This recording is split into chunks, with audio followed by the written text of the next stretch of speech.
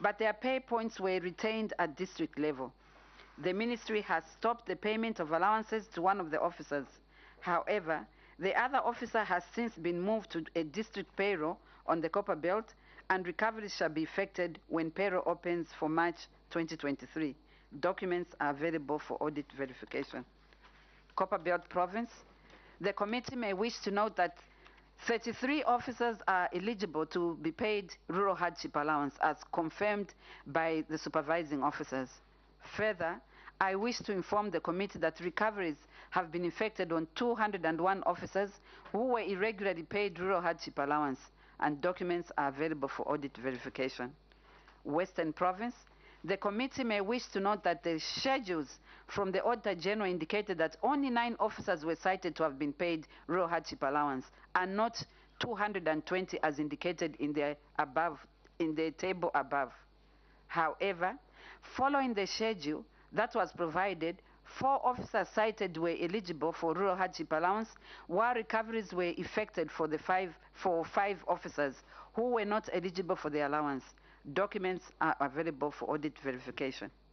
Muchinga Province. The committee may wish to note that this was because of transfers of schools that were operationalized without treasury authorities while retaining their payroll areas in their previous stations that are eligible for allowance. However, the ministry through the province has since effected recoveries on all the 96 officers cited, and documents are available for audit verification. Irregular, see Appendix 13. Irregular payment of remote hardship allowance. According to the terms and conditions of service for the Public Service number 166, an officer serving on an area declared to be a remote area shall be entitled to receive a hardship allowance at the rate as may be determined by government from time to time. Further, Public Service Management Circular number B21 of 2010 provides that a station which is over 70 kilometers qualify for remote hardship for Category C. The prescribed rate for remote hardship allowance is 25% of the basic salary. However, it was observed that amounts totaling 5,716,938 were paid as remote hardship allowance to 542 officers who were not eligible to receive the allowance, in that their workstations were not designated for payment of the allowance. As of May 2022, 972,191 had been recovered, leaving 4,972,456. See Table 13 below. Management response. The observation by the Auditor General regarding irregular payment of remote hardship allowance is noted and acknowledged. Central Province. The committee may wish to note that 49 officers were not entitled to receive the remote hardship allowance, and recoveries have been effected on all the officers. This was as a result of officers being transferred from stations where they were entitled for such an allowance. Documents are available for audit verification. Northern Province. The committee may wish to note that recoveries have been effected on 17 officers cited in the report. Documents are available for audit verification. Northwestern Province. The committee may wish to note that recoveries have been effected on 25 officers. Yes, just an intervention. Yes, sir. When you say documents are available for audit verification, have you attached these appendices here with us? Have they been brought, or that the office and they should be verified? What is the status? Maybe just to understand. Chair, let me ask the person who compiles, the lady at the back there, if she can answer for me. You can actually come and sit there. A lot of chairs here. You can come and sit this side so that we don't have to be. Because I've seen most of, you can take a seat there. Because I've seen most of these ones, you're saying documents are ready for verification. Madam, have you come, Madam Stumbek, have you come with these documents to be verified by Auditor General? Are they with us here? Chair, the documents are properly filed. They are just behind you. Okay. Thank you. Okay, PS, you can proceed. Thank you so much, Chair. Thank you. Northwestern Province, the committee may wish to note that recoveries have been effected on, I think there's a problem there, I don't know whether it's 19 or 25. I'll follow 25. 25. On 25 officers, 3 officers are entitled and recoveries have not been effected on the 6 officers. The province will effect recoveries on the 6 officers in the month of March 2023, once the payroll workflows introduced are fully implemented. Documents are available for verification. Lusaka Province, the committee may wish to note that recoveries have been effected on 42 officers who drew the remote hardship allowance irregularly. Documents are also available for audit verification. Eastern Province, the committee may wish to note that recoveries have been effected on all the officers that were irregularly paid remote hardship allowance. Documents are also available for audit verification. Muchinga Province, the committee may wish to note that recoveries have been effected on 141 officers that were cited and recoveries have not been effected on 4 officers. The recoveries for the 4 officers shall be effected when the payroll workflows introduced are fully implemented in the month of March 2023. Documents are available for audit verification. Copperbelt Province, the committee may wish to note that recoveries have been effected on 230 officers and 4 officers are eligible to be paid remote hardship allowance, confirmed by supervising officers. Documents are also available for audit verification. And you should also see Appendix 40. Irregular double class. According to the terms and conditions of service 167K, a double class allowance shall be paid to teachers who are teaching 2 or more classes of the same or different grades at lower primary at different time period and shall not be applied to teachers in school management, for example, head teacher, deputy head teacher, and senior teachers. During the period under review, amounts totaling 8,896,624 were irregularly paid as double class allowance to 1,174 officers who were not eligible. As at 31st July 2022, 2,682,100 kwacha had been recovered from officers who irregularly received the allowance, leaving the balance of 6,214,524. See Table 14 below. Management response. The observation by the Auditor General regarding the irregular payment of double class allowance is noted and acknowledged. Luapula Province, the committee may wish to note that recoveries were effected in the month of May 2022 in respect of 1 officer cited and still running. Documents are available for audit verification. Central Province, the committee may wish to note that out of 330 officers cited, 37 officers were entitled to receive the double class allowance, and recoveries have been effected on 293 officers who were not entitled.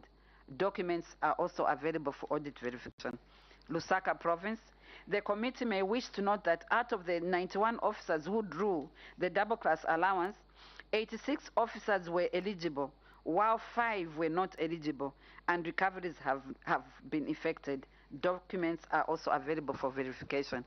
Northern Province, the committee may wish to note that recoveries have been effected on the 6 officers cited in the report. Documents are also available for verification. Muchinga Province, the committee may wish to note that recoveries were effected on 54 officers out of the 82 officers cited. Recoveries on 28 officers will be effected when the payroll workflows that have been introduced are fully implemented in the month of March 2023. Documents are also available for verification. Western Province, the committee may wish to note that 1 officer cited was eligible for double class allowances, while 39 officers did not qualify for allowance, and recoveries have been effected. Documents are also available for audit verification. Copperbelt Province, the committee may wish to note that 267 officers are eligible to be paid double class allowance, confirmed by supervising officers. Further, I wish to inform the committee that 4 officers were not eligible to receive double class allowance, and recoveries have since been effected. Documents are available for audit verification, and you may kindly also see Appendix 15. Payment of responsibility allowances to eligible officers. Section 7 of the Public Service Management Division PSMD Circular number B31 of 2017 provides that the teachers eligible for payment of responsibility allowances should be degree holders teaching A-level classes, advanced diploma holders teaching either senior A-level classes at a secondary school, diploma holders teaching senior classes, and certificate holders teaching upper basic secondary school classes. Contrary to the circular, responsibility allowances in amounts totaling 4,275,090 kwacha were irregularly paid to 481 teachers who did not qualify to receive the allowances. As at 31st July 2022, 50,224 kwacha, leaving a balance of 4,224,000. I beg your pardon? As at 31st July 2022, 50,224,000, leaving a balance of 4,224,866. I'm afraid, Chair, it's not. I have been recovered. I think that's what we meant. 50,224,000 kwacha has been recovered, leaving a balance of 4,224,866. If you kindly, committee, that insertion should be there. Apologies for that. See table 15 below. Management response. The observation now, by PS, just before you proceed, yes, sir. it's not, I don't know, it's not making sense. Mm. If you look at your table, amount recovered, you go down to your total is 419,030. Oh, balance it's 4.265. Then your balance here is 4,224,866. So I don't know which table. This table is speaking to which, because your figures are different. Chair, if I can kindly ask the person who was compiling, she's just at the back, Madam Likezo. Madam Likezo, what's Chair, I think this is how we received this report from the Auditor General office. If maybe Auditor General can clarify on that. Thank you, Chair. I now don't understand, because you are answering to this query, but what you've recovered and also your total outstanding or irregular responsibility allowance amounting to 4.275, and this is not correlating. Maybe Auditor General. No, Chair, I think this what I read is from the Auditor General's report. Even the recoveries are from the Auditor General's report. Are these not your recoveries, PS? I thought these were your recoveries. What you've since recovered? No, they are not ours. It's from the Auditor General's report. Okay. Yes, sir. So The response, Chair, will come later after the table. Okay. Yes, sir. Okay, as Auditor General is checking, you can proceed. Yeah, thank you. Management response. The observation by the Auditor General regarding payment of responsibility allowance to eligible officers is noted and acknowledged. The Central Province, the committee may wish to note that officers were not entitled to receive responsibility allowance, and recoveries have been effected on all the officers cited. The documents are available for audit verification. Copperbelt Province, the committee may wish to note that all 4 officers that were cited to have been paid responsibility allowance are eligible to be paid responsibility allowance, as they were given extra responsibilities of teaching upper grades in secondary schools. Documents are available for audit verification. Eastern Province, the committee may wish to note that recoveries have been effected on all the officers that were irregularly paid responsibility allowance, and documents are also available for audit verification. Luapula Province, the committee may wish to note that 61 officers cited were eligible to receive responsibility allowance, while 77 who were not eligible have had their allowances recovered from their salaries. Documents are available for verification. Lusaka Province, the committee may wish to note that out of 214 officers who drew the responsibility allowance, 206 were eligible, while 8 were not eligible, and recoveries have been effected. Documents are also available for verification. Northern Province, the committee may wish to note that recoveries have been effected on 8 officers cited in the report. Western Province, the committee may wish to note that the schedules from Auditor General had 93 officers cited to have been paid responsibility allowance and not 49 indicated in the table above.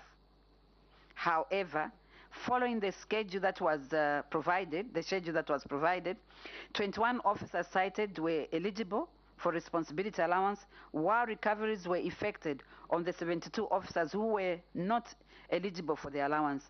Documents are also available for audit verification, and would want to also refer you to Appendix 16.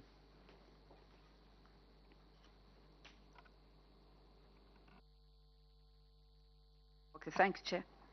Overpayment of fuel allowance, Northern Province.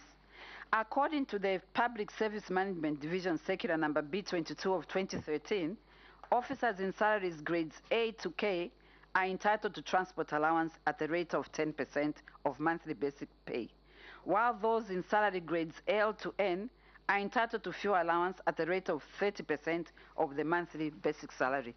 Further, Cabinet Office, through a minute dated 30th December 2015, introduced the payment of fuel allowance to officers in salary scale K at the rate of 24% of their basic pay. Examination of the payroll revealed that the two officers were paid amounts totaling 30,651 kwacha as fuel allowance instead of 24,521, thereby resulting in an overpayment of 6,130. Management response. The observation by the Auditor General regarding overpayment of fuel allowance, Northern Province, is noted and acknowledged. The committee may wish to note that the officers have since paid back through payroll recoveries. Documents are also available for audit verification, and we also want to refer you to Appendix 17. Irregular payments of acting allowance, Muchinga. The terms and conditions of service for the Public Service number 26B1 provides that when an officer is appointed to act in a higher post with a view to awarding him or her substantive promotion, the effective date of such promotion should be the date on which the officer commenced to act on the post.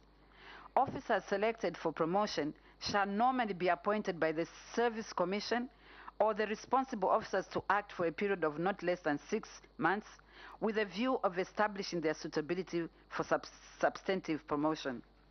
Contrary to the terms and conditions of service, amounts totaling 18,538 kwacha were paid to an officer as acting allowances without authority from the Teaching Service Commission. As at 31st January 2022, the anomaly had not been corrected and the funds had not been recovered. Management response. The observation by the Auditor General regarding regular payment of acting allowance for Muchinga Province is noted and acknowledged. The observation by the auditors is acknowledged, and wish to inform the committee that the officer was transferred and appointed to act as accountant at Ministry of Finance under the Office of the Accountant General by the Civil Service Commission, and documents are available for audit verification. We also refer you to Appendix 18. Irregular upgrading of teacher salaries. According to Clause 24A1 of the Terms and Conditions of Service, which provides that promotions within public service shall, in the case of Division 1 officers, be directed by a service commission as and when vacancies occur, after taking into account the qualifications, competence, experience, good conduct, and good performance of all eligible officers. Contrary to the conditions of service, 539 officers had their salary scales changed to higher positions without authority from the Teaching Service Commission. In this regard, amounts totaling 2,541,327 kwacha were paid as excess payments as a result of the change and see Table 16 below. Management response. The observation by the Auditor General regarding the irregular upgrading of teachers is noted and acknowledged. Copperbelt Province. I wish to inform the committee that the officers are in the correct salary scale F, as they are appointed stakeholders and not in salary scale H, which is the senior team. Documents are available for audit. Luapula Province. The committee may wish to note that 60 officers cited in Auditor General's report, the ministry through the province has effected recoveries on 53 officers, while 6 officers were correctly appointed and promoted. The committee may further wish to note that the cause for this was due to payroll system error during the implementation of the job evaluation and regrading exercise JERG, as well as misinterpretation of the circular on automatic upgrades of teachers who acquired higher qualifications. Documents are also available for verification. Northwestern Province. The committee may wish to note that the salary scales were changed because officers had authority from the Teaching Service Commission and others were changed based on the 2013 circular for salary upgrade. Documents are also available for audit verification. Southern Province. The committee may wish to note that 37 officers were affected by the JERG exercise that brought about the normalization of salary scales. 48 officers were erroneously placed in salary scale F at the point of entry when they were diploma holders who should have been placed in salary scale G. The committee may further wish to note that 24 officers have letters of promotions from the Teaching Service Commission, whereas 29 officers were automatically upgraded and normalization of the upgrade were done through the Teaching Service Commission. However, the committee may wish to note that 88 teachers that did not meet the above requirements were reverted to the correct salary scales, and deductions were effected to recover the overpayment. Documents are available for audit verification. Western Province. The committee may wish to note that 6 officers cited were promoted in the positions they were occupying by the Teaching Service Commission, and 11 officers were as a result of automatic upgrades of salary scales following the collective agreement between government and the section unions in 2015. Documents are available for audit verification, and we also refer you to Appendix 19. Recruitment of officers without vacant positions. Section 6 of Chapter 11, is it 2 or 11 of the Terms and Conditions of Service for the Public Service provides that no appointment, promotion or transfer shall be made to any post in the public service unless the post is available and funded. Contrary to the Terms and Conditions of Service, 1,844 officers were recruited on positions which were not vacant at the time of recruitment. As at 31st July 2022, 1,733 teachers had not been introduced on the payroll, while 111 had been introduced on the payroll, and paid arrears in amounts totaling 647,183, thereby increasing the wage bill as the positions were not budgeted for. See Table 17 below. Management response. The observation is noted. The observation for recruitment of officers without vacant position is noted and acknowledged. The committee may wish to note that the ministry has 2 ways of recruiting teachers in the teaching service. One way is recruitment using the net recruitment funds provided by the Ministry of Finance annually, and the other is by replacements due to attrition. The officers cited were recruited under replacement in 2020 and 2021 on positions that were expected to fall vacant when serving officers retire. However, due to lack of coordination between the center and the districts as regards the replacements, the positions where the officers were recruited ended up being used to promote or transfer officers. However, the ministry has been managing the process of placing these teachers on payroll on positions that have been falling vacant, and so far, the ministry has since placed 514 teachers on payroll, continue to place the remaining officers on payroll as and when positions fall vacant. Further, Ministry, working with the Teaching Service Commission, will put in place recruitment guidelines that will also guide on how replacements should be effectively be done by the end of the first quarter of 2023. See Appendix 20. Irregular recruitments. Clause 12A of the Public Service Terms and Conditions of Service requires an officer on appointment to the public service to submit the responsible officer arrival advice form 81 as confirmation of arrival on duty station. The submitted forms are then used to introduce that officer on the payroll with effect from the date of arrival. However, during the period under review, the ministry introduced 126 officers on payroll who had no appointment letters, arrival advice forms, and requisite documentation such as police clearance and teaching methodology.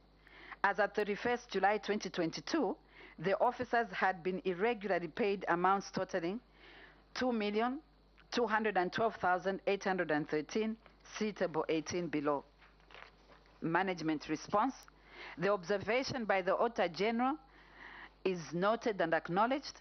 Lusaka Province, the committee may wish to note that before 2018, the ministry used to provisionally appoint teachers using a document referred to as TS Form 3, Teaching Service Letter of Appointment. The appointments would later be formalized with the teaching service, and the teachers would be confirmed and issued a TS Form 9, that is a confirmation letter. Further, the committee may wish to note that 6 officers cited under Kafue District have since been appointed and confirmed by the Teaching Service Commission, and documentation is available for verification. Eastern Province, the committee may wish to note that the ministry was not provided with the schedules for the cited officers under Eastern Province. However, Auditor General was engaged, and the matter will be dealt with once the schedules are made available to the ministry. Southern Province, the committee may wish to note that 3 cited officers are on payroll for Southern Province, but not serving in the province. However, efforts to locate the officers have proved futile. The ministry headquarters has since guided the province to facilitate the locking of the salaries in March 2023 in order to determine their whereabouts. We refer you to Appendix 21. Employed teachers not on payroll. Section 12 of the Public Service Terms and Conditions of Service requires that an officer on appointment to the public service to submit to the responsible officer arrival advice form 81 as confirmation of arrival at duty station. The submitted forms are then used to introduce that officer on the payroll with effect from the date of arrival. During the period under review, the ministry had 397 teachers employed with appointment letters from the Ministry of General Education between July 2020 and February 2021 that have not been introduced on payroll but have not been introduced on payroll as at 31st July 2022. See Table 19 below. Response. The observation by the Auditor General has been noted and acknowledged. Copperbelt Province, the committee may wish to note that the schedules from the Auditor General indicated that 1,163 officers were cited to have been employed, but not on payroll, but 354 officers were indicated in the table above as having been employed but not on payroll. However, following the schedule that was provided, 1,030 officers out of the total cited were placed on payroll. The ministry will facilitate the placement of the remaining 133 officers when space is created following the attrition of teachers. Documents are also available for audit verification. Northern Province, the committee may wish to note that all the 43 officers have been put on payroll. We refer you to Appendix 22. Delayed termination of officers on payroll. Section 35F, 36A, 38A, and 60A of the Terms and Conditions of Service provide that a responsible officer can terminate the payment of a salary on account of death, resignation, retirement, and absenteeism. In addition, Public Service Management Division, Circular Number B1 of 2019-D, provide that employees who are separated from employment by way of resignation, dismissal, or discharge should be terminated from the payroll with effect from the date of resignation, dismissal, or discharge. During the period under review, 111 officers who had separated from the ministry through death, resignation, retirement, and dismissal from service were retained on payroll for periods ranging between 1 month and 4.5 years, had irregularly paid salaries amounting to 3,451,756. As at 31st July 2022, the amount had not been recovered. See Table 20 below. Management response. The observation by the Auditor General is acknowledged. The committee may wish to note that the cited officers have been terminated from payroll. The delay to terminate the officers was as a result of lengthy administrative procedures in processing cases. However, the Ministry, working with Teaching Service Commission, intends to delegate some of the human resource management functions to the human resource management committees at district level in order to enhance efficiency and reduce delays in accordance with the Service Commission Act number 10 of 2016. Documents are available for audit verification, and we also refer you to Appendix 23. Delay to conclude disciplinary cases.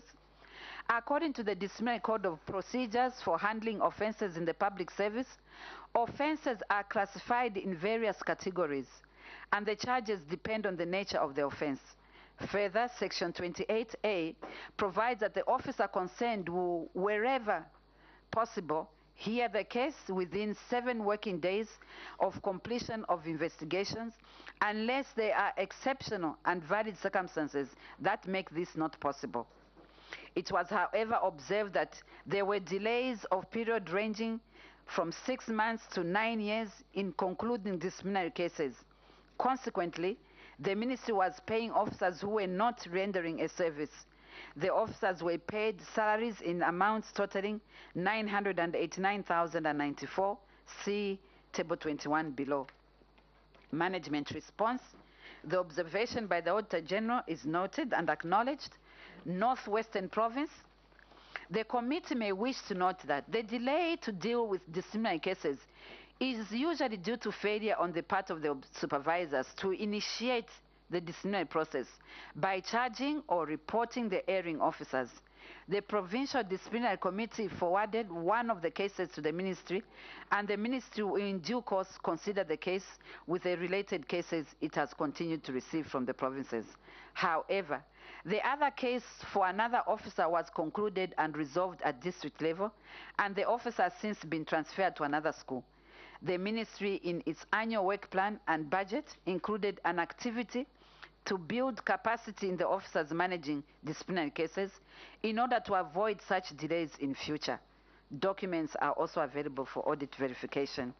Western Province, the committee may wish to note that the delay to deal with disciplinary cases is usually due to failure on the part of supervisors to initiate the disciplinary process by charging or reporting the erring officers. However, 6 officers were dismissed and have been removed from payroll. The delay was caused by lengthy disciplinary procedures.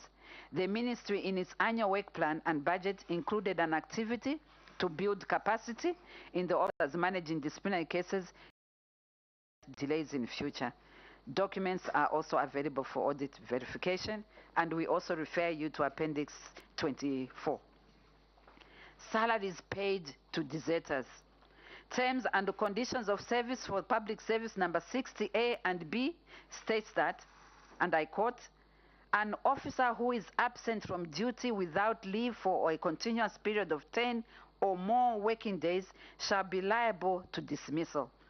An officer shall not be paid a salary for the period he or she is absent from duty without leave unless he or she produces satisfactory evidence justifying such absence. Contrary to the terms and conditions, 57 officers who were absent from duty for periods ranging 1 month to 7 years had not been separated from service. And as at 31st July 2022, the officers had been irregularly paid salaries in amounts totaling 5,251,535 kwacha. See Table 22 below. Management response. The observation by the Auditor General is acknowledged and noted. Northwestern Province, the committee may wish to note that disciplinary action was instituted against the officers, and the provincial committee resolved the one officer be recommended for dismissal, and the remaining 5 officers were given final warning. However, the ministry has referred the case back to the province for further consideration, as all the officers committed the same offense, and the criteria used to dismiss one officer and retain the others was not supported. Minutes have been attached for audit verification. Eastern Province, the committee may wish to note that the schedules cited 10 officers were cited and not 10 officers as indicated. I beg your pardon, Chair. The committee may wish to note that the schedule cited 10 officers were cited and not 10 officers as indicated in the table below. However, from the schedule provided, 2 of the 10 officers that 2 officers were dismissed from the public service, while 1 officer was recommended to the Teaching Service Commission for retirement from the public service on medical grounds. The ministry guided the province to immediately convene disciplinary process in accordance with the Disciplinary Code of Conduct for the public service and submit to the ministry headquarters for further determination. Copperbelt Province, I wish to inform the committee that the officers have since been dismissed from the civil service, terminated from the payroll, and recoveries effected from their leave terminal benefits. Documents are there for verification. Western Province, the committee may wish to note that the officer was transferred in December 2014 from St. John's Secondary School in Mongu District to Luampa Secondary School in Luampa District, and however, the officer never reported at his new station, nor did he go back to his previous school. The ministry considered the case and forwarded to the Commission for further determination. Documents are available for audit verification. We also refer you to Appendix 25. Irregular payment of salaries to seconded officers. Terms and conditions of service for public service number 34D provides that a seconded officer shall not receive a salary from the public service during the period of secondment, as payment of his or her salary shall be the responsibility of the organization he or she is seconded to. However, it was observed that 12 officers who went on secondment were paid salaries in amounts totaling 891,081 kwacha for a period of 2 months after proceeding on secondment. As at 31st July 2022, 4,500 kwacha had been recovered, leaving a balance of 886,581. See Appendix 23 below. Management response. The observation by the Auditor General has been noted and acknowledged. Northern Province, the committee may wish to note that 6 officers cited were seconded to Seychelles under the bilateral agreement with the Republic of Seychelles. The committee may further wish to note that the continued payment of salaries was due to an instruction that was unfortunately verbally issued at the time to briefly retain the officers on payroll until they settle, considering that it was their first time being seconded to another country. However, since the officers are seconded, the ministry will effect recoveries from their salaries once they resume duties. Central Province, the committee may wish to note that officers were captured wrongly, as they are not seconded, but instead they are working in their respective stations in Chibombo district. Documents are available for audit verification. Lusaka Province, the committee may wish to note that all the 3 officers cited have been removed from the payroll. Separation from the public service, the monies paid to the officers will be recovered when they resume duty after the secondment comes to an end. The officers were engaged and have acknowledged having received the salaries whilst on secondment. Documents are also available for audit verification. Luapula Province, the committee may wish to note that the officer had agreed to pay the money within 6 months and has since paid back a sum of 22,979 kwacha 73 ngwe, which he was cited to have been paid while he was on secondment, and documents are available for verification, and we also refer you to Appendix 26. Irregular payment of salaries to member of Parliament. Cabinet Office number 12 of 2020 prohibited the participation in politics by public officers in future elections, and particularly urging those intending to do so to indicate in writing and their informed decision to resign from public office not later than 30th November 2020. During the period under review, it was observed that an officer who was elected as a member of Parliament in August 2021 general election remained on the government payroll until January 2022, when he was removed. The officer was paid salaries amounting to 135,677.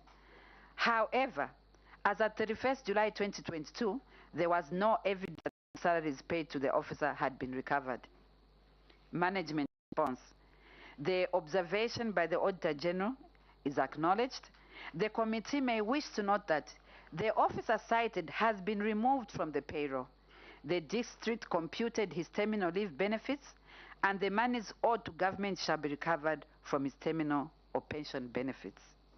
See Appendix 27. Irregularities in management of bounced salaries.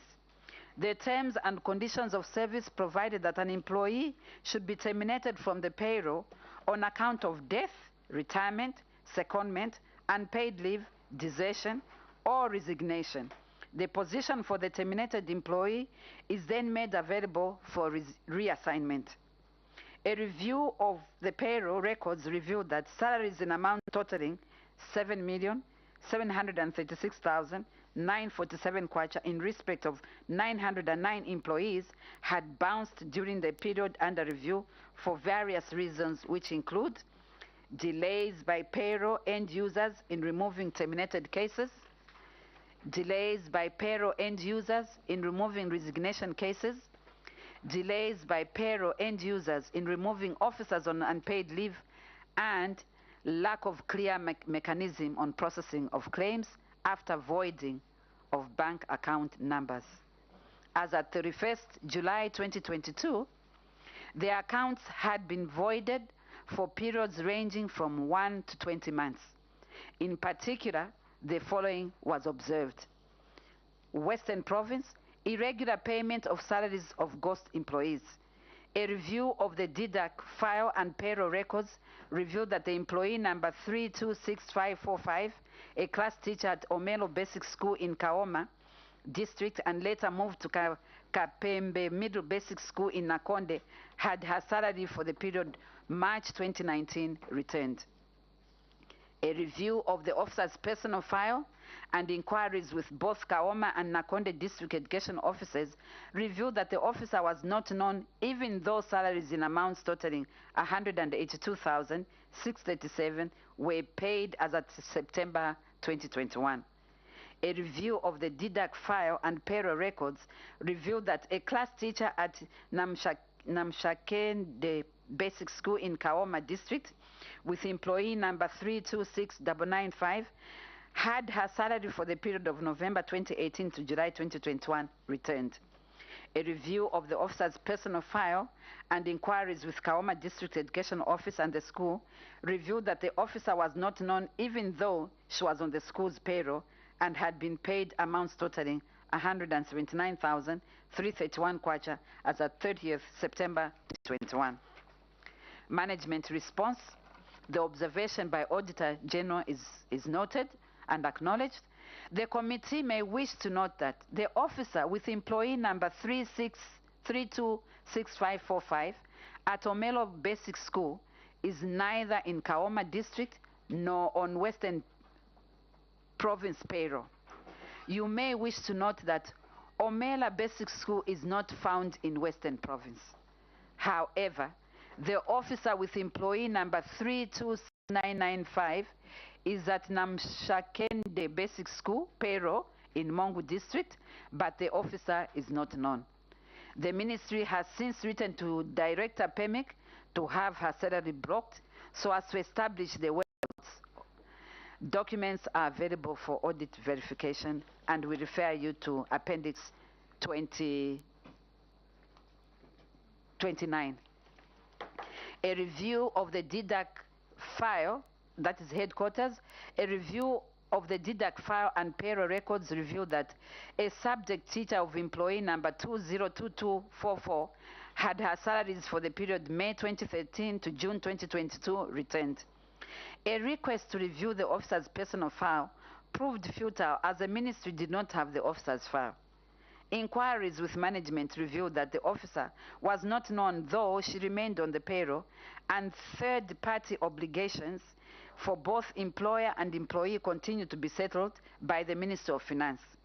In addition, during the period from November 2013 to 2014, their non-employee obtained a loan from Bank ABC, E451, whilst the account was voided. Further, it was not possible to establish whether the net amounts totaling 556,488 accumulated by the employee during the period for officer's account was voided were paid out. Management response. The observation by the Auditor General is acknowledged. The committee may wish to note that the subject teacher with employee number 202244 on headquarters payroll was initially not known until she resurfaced late last year in 2022. The officer's position of subject, that is excess position, which was moved to headquarters and earmarked for abolishing when the substantive holder vacates the position by way of retirement, resignation, or death. The officer was identified and indicated that she had relocated to Botswana after tendering in her resignation, which was not acknowledged by the Teaching Service Commission as it was not processed and forwarded to the ministry by the district at that time. The officer has since resumed duties as the ministry will consider the case administratively. Documents are available for audit verification, and we also refer you to Appendix 30. Failure to provide information on returned salaries. An examination of payroll and personal files for Provincial Education Office Northern Province for the period 2017 to 2021 revealed that there were 22 unknown officers whose salaries totaling 549,685 kwacha were returned without indicating the cause of rejection. Management response. The observation is noted and acknowledged. The committee may wish to note that 22 officers had their accounts zeroed by Kasama District Education Office because their whereabouts were unknown. However, the officers were identified and have since received their salaries. Documents are available for audit verification, and we refer you to Appendix 31. Irregular payment of double salaries. Payment of double salaries, employee number 316494. On 1st March 2018, a subject teacher of employee number 316494 was first introduced on the payroll by a PEMIC super user employee number 210392 under Ministry of Education, Isoka District, Muchinga Province. Further, on the same day, the same employee was introduced on the payroll with employee number 316367 under the ministry in Mpika District, Muchinga Province by the same end user. During the period from March 2018 to May 2019, the officer drew salaries amounting to 83,783 kwacha under employee number 316367 and amounts totaling 86,576 kwacha under employee number 316494 through the same bank account held at Zambia National Commercial Bank PLC. In this regard, the salary amounting to 83,783 paid to the officer under employee number 316367 was irregular. Management response. The observation by the Auditor General is acknowledged. The committee may wish to note that the bank had blocked the second salary and remitted an amount of 75,100 kwacha 44 ingwe to the treasury, and the balance that was withdrawn by the officer amounting to 4,082 kwacha 44 ingwe is being recovered from her salary. Documents are also available for audit verification. We also refer you to Appendix 32. Payment of double salaries, employee number 264968. On 1st November 2015, a driver was first introduced on the payroll by end user employee 244998 under Provincial Education Office in Central Province. Further, on 1st January 2021, the same employee was introduced on the payroll as a senior teacher with employee number 352065 under Kabwe District Education in Central Province by end user employee number 151031. In June 2021, the officer drew salaries amounting to 4,098 under employee number 264968 and 5,726 kwacha under employee number 352065 through the same bank account held at Zambia National Commercial Bank. In this regard, the salary amounting to 4,098 paid to the officer under employee number 264968 was irregular as the officer was drawing a salary. It was also not clear how the officer was upgraded to senior teacher on first entry. Management response. The observation by the Auditor General is noted and acknowledged. The committee may wish to note that 2 records for the officers was created by error due to a power surge and was later reversed. Documents available for audit verification and see Appendix 33. Unauthorized salary inputs, Minister of Education. All MPAs on PEMIC had authorized end users who were supposed to carry out payroll inputs for MPA. The end users were appointed from either the Department of Human Resource or Finance, that is one officer from Finance and the other from Human Resource. End users from one MPA are not required to input transactions for another MPA. In the case of super users, they are authorized to perform inputs for MPAs such as departmental transfers upon approved written requests for transactions which end users have challenged.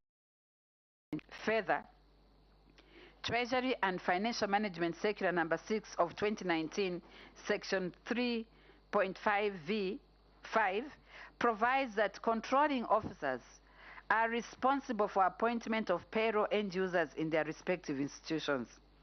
During the period under review, 8,904 input transactions were performed on the Ministry of Education payroll by 63 PEMIC end users who were in different payroll sub-areas, ministries, or jurisdictions. Further, no supporting documentation to authorize the end users to capture inputs outside their payroll areas or jurisdictions were availed for audit. See Table 24 below. Management response. The observation by the Auditor General is noted and acknowledged. The committee may wish to note that end users only have access to their respective districts and provinces. However, due to the variance in terms of the establishment of the ministry, trained end users would be identified at specific institutions and granted super users authorization by PEMIC to perform payroll transactions on behalf of the districts that have untrained end users.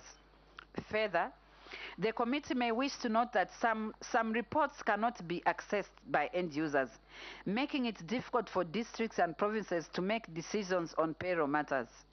End users with super user authorizations were able to access reports like staff assignment and wage bill, which are critical to decision making. See Appendix 34. Introduction and termination of employees without authority. Terms and conditions of service for the Public Service Number 4A provides that subject to the provisions of the Constitution of Zambia, appointments to the public service shall be made by the President or by a service commission acting in the name and on behalf of the President. Further, Section 12A requires an appointed officer to fill an account form 81 upon arrival and submit it to the responsible officer.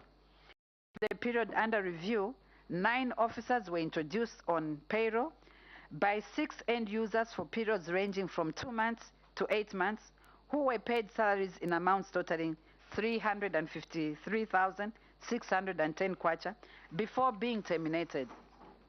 Further, no supporting documents for the actions relating to the introduction and termination were availed for audit scrutiny. See Appendix Table 25 below. Management response. The observation by the Auditor General is noted and acknowledged. Southern Province. The committee may wish to note that one officer was introduced by an end user who was based at headquarters, who was since dismissed from the public service in 2018. The other officer under Pemba district was introduced and terminated by end user for having resigned without notice. Documents are available for audit verification. Central Province. The committee may wish to note that the officers cited in Auditor General's report, documents for 2 officers could not be located as they had passed away. The other 2 officers were created twice on the system by the end user in error, but later deleted while one officer resigned and he was terminated from the payroll. Documents are available for audit verification. The ministry has advised the province to ensure that the files for the 2 officers in order to deal with the matter and bring the case to its logical conclusion. See Appendix 35. Irregular payment of salaries to a retired employee, employee number 220408. On 1st December 2011, employee number 220408 was migrated onto PEMEC payroll as a class teacher under Ibenga Girls High School, Luansha District on the Copperbelt Province. A review of a letter obtained from the Minister of Education dated 23rd October 2013 revealed that the officer retired and her last day of duty was 31st December 2013. However, a review of payroll and deduct records revealed that the employee remained on the payroll from 1st January 2014 to 31st March 2022, and salaries in amounts totaling 579,144 had been paid through a commercial bank account belonging to the Franciscan Sisters. In this regard, the salaries paid to the retired officer were irregular. As at 31st December 2022, the amounts irregularly paid to the retired officer had not been recovered. Management response. The observation by the Auditor General is noted and acknowledged. I wish to inform the committee that the monies will be recovered from the retired officer's leave terminal benefits, as the district will be processing payments of personal emoluments following the disbursements of the funds to the district in December 2022. The balance of the monies shall be recovered from the officer's pension contributions. Further, the committee may wish to note that the District Education Board Secretary Debs has since been charged for substandard performance. Documents are available for audit verification and we refer to Appendix 36. Irregular transfer of teachers to Mongo Trades Secondary School. The terms and conditions of service chapter 2, number 30, requires that an officer may, with approval of the Service Commission, be seconded for service to a non-public service organization or statutory body. The receiving organization shall be responsible for payment of his or her salary and other conditions of service, except for regional organizations with which the government of Zambia has signed specific protocols defining the mode of compensation for such seconded officers. Contrary to the terms and conditions of service, a review of the payroll and inquiries made revealed that 29 teachers from various schools were seconded to Mongu Trade Secondary School, which is run by a board without approval and authority of the Teaching Service Commission or Public Service Management Division, PSMD. Further, discussions with management revealed that the teachers were and are still drawing salaries from their previous pay points, and that user fees collected by the school are controlled by the board. Further, the officers irregularly drew salaries in amounts totaling 7,608,483 kwacha for the period under review. See table 26 below. Management response. The observation by the Auditor General is noted and acknowledged. The committee may wish to note that the attachment of the teachers was necessitated by the demand to have Mongu Trades Training Institute introduced as secondary education.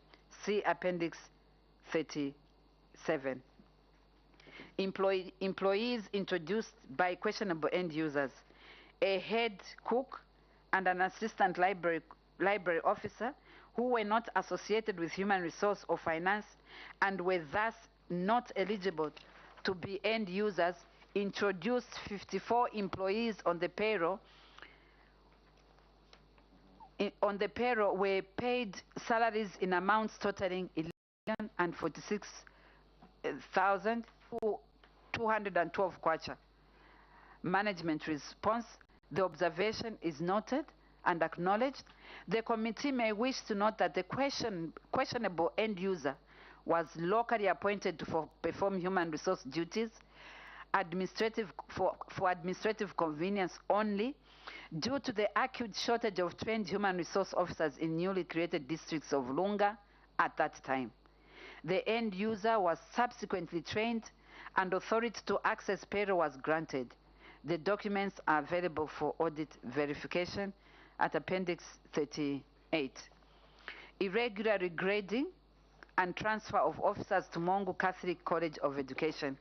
The terms and conditions of service, Chapter 2, Section 6, read together with Section 24A1, provides, among others, that regrading and transferring of staff should only be done upon approval of a service commission as and when vacancies occur. However, a review of documentation revealed that on the 28th December 2017, the Provincial Education Office regraded and transferred 7 teachers from various primary and secondary schools who were paid salaries amounting to 3,864,787 kwacha without authority from the Teaching Service Commission. See table 27 below. Management response. The observation by the Auditor General is noted and acknowledged. Further, the committee may wish to note that the curriculum for the college was revised, resulting in demand for more lecturers. However, due to lack of funds in the past decade, positions of lecturer could not be operationalized to meet the demand for lecturers. Consequently, the ministry through the province identified eligible secondary school teachers and attached them to the college to perform duties of lecturers. The committee may wish to note that 19 officers from the 39 officers cited have since been appointed as lecturers on positions created during the 2022 teacher recruitment. The ministry will continue to absorb the remaining officers on positions that will be created as and when Treasury Authority is granted. See Appendix 39. Failure to constitute a medical board. Terms and conditions of service for the Public Service number 151 provides, among others, an officer may be absent from duty due to ill health or injury, provided that the absence is covered by a medical certificate from a registered medical or dental practitioner for a period of not more than 90 days on full pay, with an additional period of 90 days on half pay in any period of 2 years, ending on the 118th day of such sickness or injury. The period may recommendation of a medical appointed by the Permanent Secretary, Minister of Health, be extended to a maximum of 180 days on half pay. Contrary to the terms and conditions of service, the Ministry did not constitute a medical board for 3 officers who failed to report for duty due to ill health for a period of 1 year, were retained on payroll.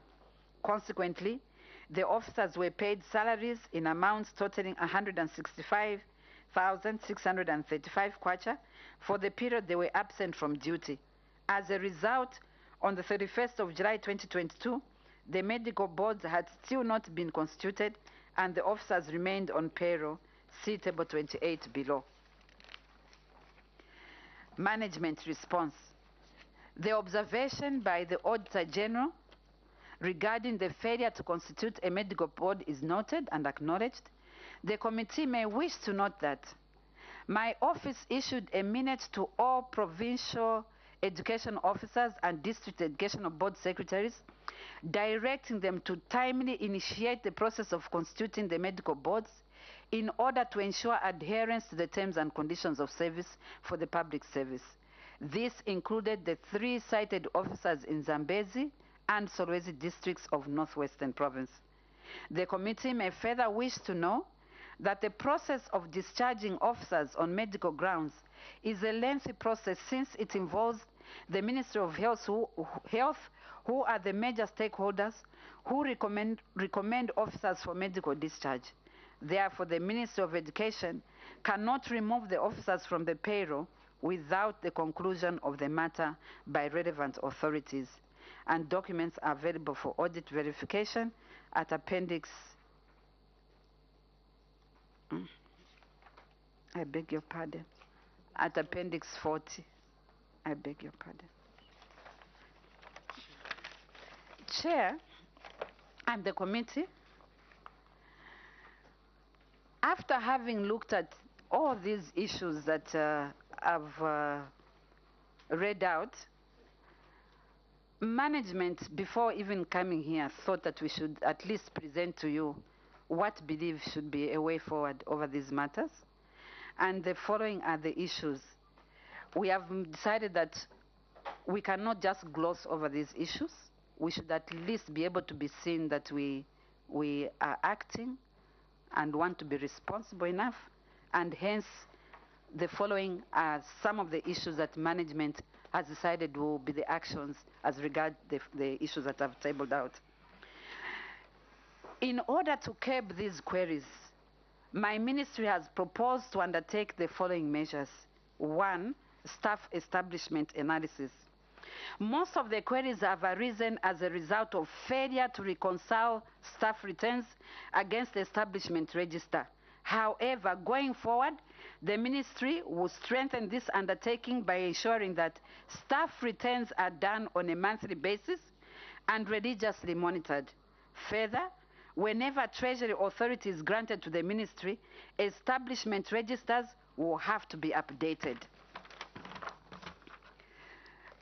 Management of discipline cases. My office has written to all provincial education officers and district education board secretaries. Yes, Honorable Mukumbi. Chair, I'm wondering whether the controlling officer is now responding to the queries.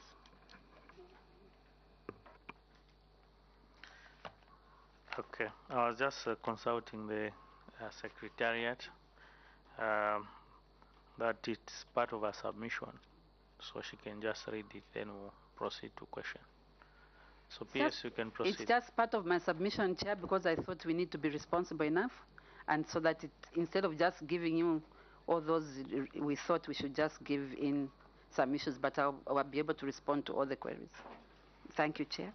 Thank you. You can proceed. My office has written to all provincial education officers and district education board secretaries to ensure that all outstanding disciplinary cases are concluded within 1 month of receipt and thereafter to be submitting monthly returns on disciplinary cases, and we've arrived at dates monthly when this will be done.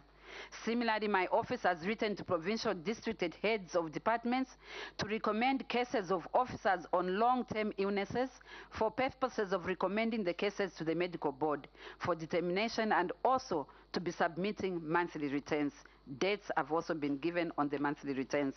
Payment of salaries and allowances. Further, we that most of the audit queries have got to do with irregular payment of allowances on the payroll, and mostly due to lack of understanding and interpretation of the terms and conditions of service, as well as circulars issued from time to time. My office has therefore planned to carry out quarterly in the officers charged with this responsibility to manage human resource matters. Further, the recent introduction of payroll workflows by Ministry of Finance is also a very welcome move, as it will assist my ministry to enhancing internal controls and eventually minimize audit queries as regards payroll. Teacher replacements. My ministry will ensure that the officers to be considered for replacements are appointed on vacant and funded positions in order to ensure that they are placed on the payroll within a month of appointment, and avoid a situation where officers are appointed and not placed on payroll because the positions were no longer available. Payroll misplacements. As regards misplacements of payroll, which is as a result of need to operationalize and manage newly built and upgraded schools that did not have Treasury Authority, my office, with the assistance of Public Service Management Division, will continue to lobby for Treasury Authority in order to optionalize the payroll structures as a way to normalize misplacements. In addition, provinces, districts have been directed to ensure that payroll transfers for officers who have been transferred from one station to another are effected within 1 month of transfer. On delayed termination, as regards the delayed termination of officers from payroll, my office has directed the provincial and district heads of department to ensure that officers who have been retired, seconded, proceeded on unpaid leave, and resigned from the public service are removed from the payroll immediately upon receipt of the directives from the relevant commission. Decentralization of activities. Chair, I believe that as long as a long-term measure, and seeing that the ministry is large with a staff complement of 142,000 workers, it is proposed that some activities be decentralized to the lower levels for purposes of enhancing efficiency. With the above measures in place, Chair and the committee members, I have no doubt in my mind that most of the aforestated audit queries will be resolved, and ultimately the ministry will operate in a most efficient and orderly manner. Chairperson and honorable members, I submit. Thank you so much. PS, thank you for your submission. Honorable members, that's a submission from the PS.